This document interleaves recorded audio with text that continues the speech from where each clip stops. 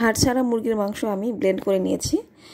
এখন এর সাথে আমি লবণ, আদা রসুন বাটা, মরিচের গুঁড়া দিয়ে তারপর 2 চামচ কর্নফ্লাওয়ার দিয়ে দেব। দিয়ে আমি মিশিয়ে নেব ভালো করে। মেশানো হয়ে গেলে আমি ডিম ফেটিয়ে নিচ্ছি। একটা ডিম পুরোটা লাগবে না, অর্ধেক পরিমাণে লাগবে। দিয়ে আমি আরও কিছু কর্নফ্লাওয়ার দিয়ে মিশিয়ে নিচ্ছি। হাতে তেল মেখে নিয়েছি, সয়াবিন তেল মেখে এখন আমি নিজ হাতে বানাবো চিকেন সসেস। চিকেন সসেসটা আমি এভাবেই বানাই।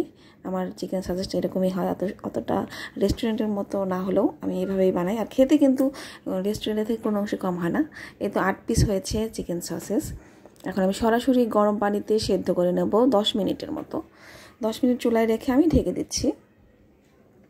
এই তো এখন 10 মিনিট পর আমি ঠান্ডা পানিতে 2 মিনিট রাখবো, রেখে তারপর তুলে নেব।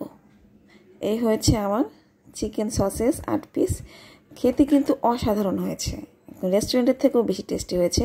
পিস করে কেটে নিয়েছি, কেটে এখন আমি হালকা তেলে ভেজে নিচ্ছি। 2 পিস ভাজতেছি, বাকিগুলো রেখে দিয়েছি, পরে খাবো। আমরা অন্য কিছু বানাবো এই জন্য।